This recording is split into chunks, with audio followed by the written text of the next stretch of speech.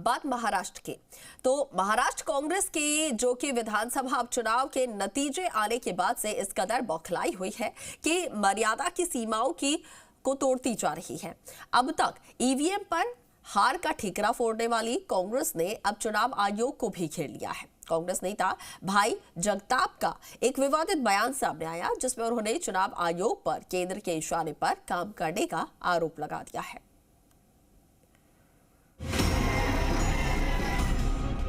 महाराष्ट्र चुनाव में मिली करारी हार के बाद विपक्ष में जो बौखलाहट है वो विवादित बयानों के जरिए सामने आ रही है।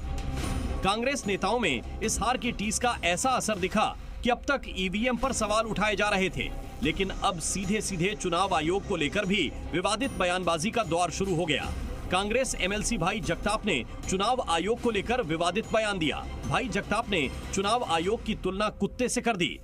विश्व में सबसे बड़ा लोकतंत्र है, तो उस लोकतंत्र के ऊपर अगर कोई सवाल या निशान तैयार होता है तो उसका बिल्कुल जवाब ये जो है इलेक्शन कमीशन है और सरकार को देना पड़ेगा। इलेक्शन कमीशन तो है उनके नरेंद्र मोदी जी के बंगले के बाहर बैठते ये सारे जितनी भी एजेंसीज है।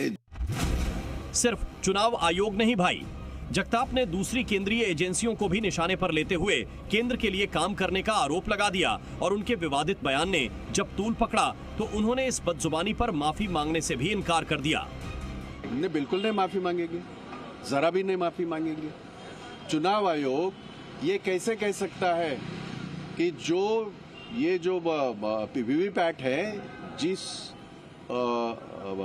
मशीन के बारे में ये आया है, डाउट पैदा हुआ है, चुनाव आयोग ऐसे कैसे कह सकता है कि वो इरेज करेंगे? तो हमारा तो इसका मतलब यही हुआ कि वो इनके प्रधानमंत्री हो या जो भी नेताओं के दबाव में आके अगर वो काम कर रहा है तो बिल्कुल मेरा कहना सही है और बिल्कुल हम माफी नहीं मांगेंगे।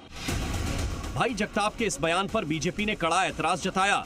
बीजेपी नेता किरीट सोमैया ने इसे संवैधानिक निकाय का अपमान बताते हुए साफ किया, ऐसे बयानों को बर्दाश्त नहीं किया जाएगा। किरीट सोमैया ने इस मामले में चुनाव आयोग और मुंबई पुलिस में भाई जगताप के खिलाफ शिकायत भी दर्ज कराई। कांग्रेस नेता भाई जगताप ने अब चुनाव आयोग को पालतू कहा है।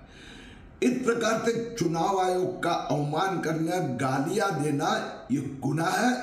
मैंने चुनाव आयोग और मुंबई पुलिस आयुक्त से बात शिकायत दर्ज की है।